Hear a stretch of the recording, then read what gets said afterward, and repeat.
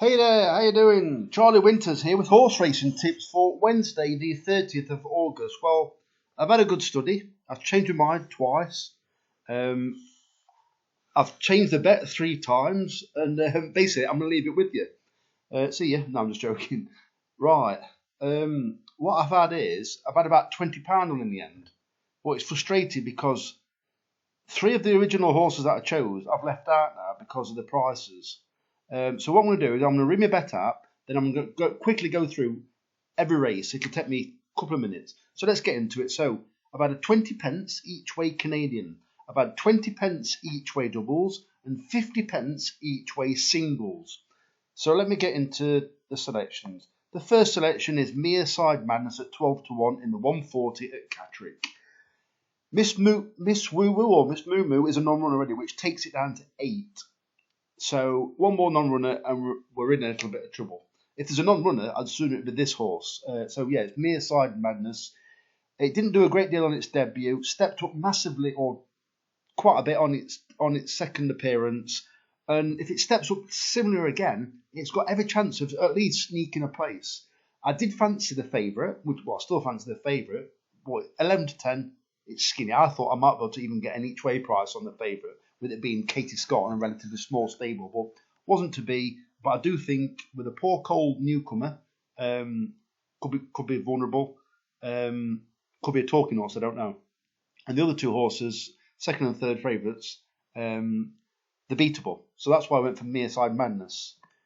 The second selection is Aegis Power at 14 to 1 in the 210 at Catterick, paying 4 places instead of 3. This horse hasn't done a great deal for Timmy Easterby, although its very first run for Timmy Easterby, I always call him Timmy. Timmy Easterby was a good enough run to be competitive. It then disappointed, and then its most recent run, it was never put in the race. I've actually gone through it, and it was held up at Thirsk on soft ground, held up, stayed on, never reached leaders over 1 mile 4. It tells me that there's potential of at least reaching the frame. 14 to 1 is too big a price, paying first 4. Third selection has looked like a non-trier its entire career.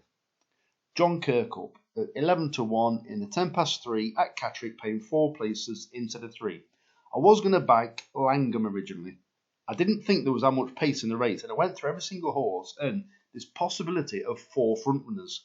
They may not break each other's necks by setting a really quick pace, but they could do. And I'm thinking 4 runners. Well, Langham's got to get out because it's drawn. I believe it's 10. So, and there is another one that generally leads, and I think it will run over shorter as well. So that's likely to be up there. I think it's called Sir Johnkirkle then. Johnkirkle should be, I'm guessing, about 5th all the way around, and then hopefully attack once the leaders are weakening, come the home straight. It normally is, and it looks really unlucky, so hopefully it isn't unlucky tomorrow.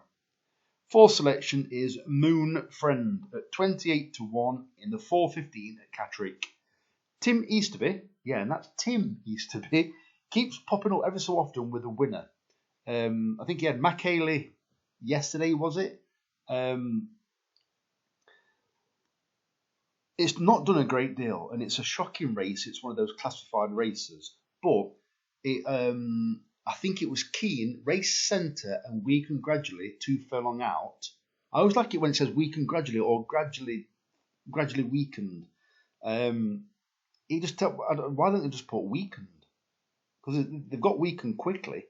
So yeah, weakened gradually. So I'm thinking it was hard to get rid of, although it was well beaten. It was soft ground at Leicester is dreadful. It's like when it was heavy, they were like National Hunt. They were like National Hunt at Haydock when it's heavy there. They were spread out by miles. So I think this horse has given another chance. It's not done a great deal, and even on its best run, it's only run 3 times. Even on its best run, you probably expected it to come about 5th or 6th. First time blinkers, better ground, and 28 to 1 is. I keep saying too big a price. I can't ignore it at 28 to 1. And I can't ignore it when it's Tim Easterby. And finally, I think this is going to be my nap of the day, by the way. Suntorit Star at 18 to 1 in the 4:45 at Catterick. A similarly low grade classified stake, same as a 415. They're all rated about 50 in both races. Well, this horse ran a cracker last time, helping to set a very quick pace. It actually, this is over course and distance. It actually, I can't say now.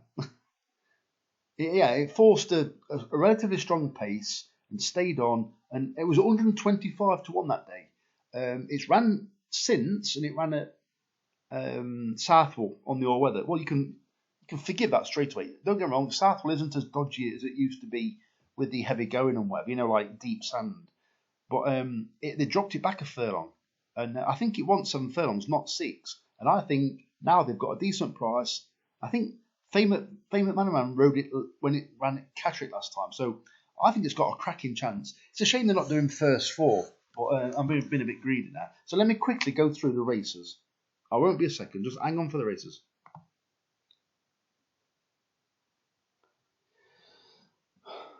I don't know if anybody follows it, but Bitcoin's up today. Just before I mentioned it. Right. Chorus Rover, it's 5 to 6 now, 11 to 10 they're on.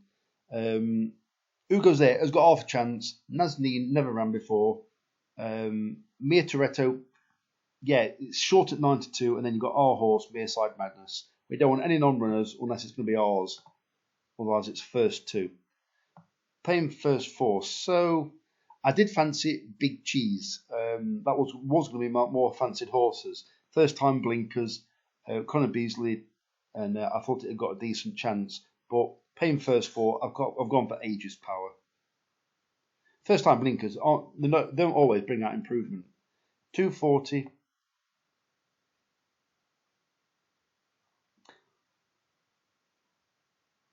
Right. I'm going to be totally honest now. Glory Fighter was a selection of mine, but I haven't included it at all in the day. So whether you include it is up to you. Right, Glory Fighter is now owned by, it's a syndicate, it's like Mad Something and Paul Williamson. Well, I clicked on the owners and clicked on the stats, and for Catterick, I am sure they are 50% strike rate. They've won one, and the other one didn't win. It comes second. This horse, Glory Fighter, actually beat. Oh, how good's my memory? Actually beat Good Luck Fox. Good Luck Fox used to be owned by these current owners. So, do these owners like either a win at Catterick, or do they like a win in, or do they want to win in this race? I don't know. Because I think this subsequently they have sold Good Luck Fox and now have Glory Fighter.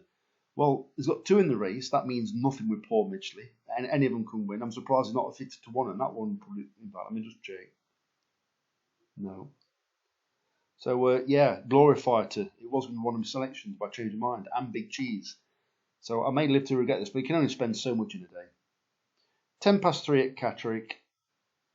Look, another Midgley horse. Langham, Dodds. Wade Magic should be closing towards the end.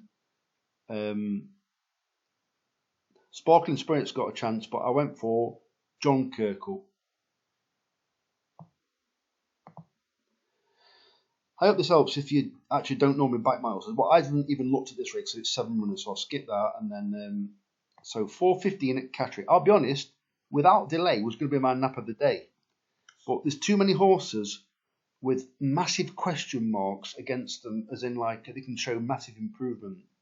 One of them possibly, and it's a very short price. Once again, it's Midgley, and it's Renegade Lad. Well, that one ran in the same race as Without Delay, and I do believe it's slightly better off at the weights, only because of the conditional jockey William Pyle not riding Without Delay, and it was claiming 7, but now it's Connor Beasley. But I also have gone for is Moon Friend.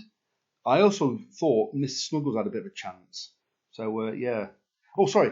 I also thought Crown Bridges had a chance. That's why I couldn't back Without Delay at 4 to 1. I'm supposed to solve a few problems here. I think I've created more than I've actually solved. 4.55 at Catterick. Doomsday, couldn't fancy it. Mr. Trevor, all-weather horse. Hot Scoop, 5 furlong horse, or possibly 6 furlong horse. Not normally 7 furlongs. And then I went down to, I did think Secret Day had got half a chance, but I had to go for Suntory Star because it's got the most solid form in my opinion, or the least amount of question marks. So that is why Suntory Star is my nap of the day. Ideally, it needs to be in the first 2 and hope that they don't go off too quick. So, the very best of luck. Charlie Winters, over and out. Cheers, mate.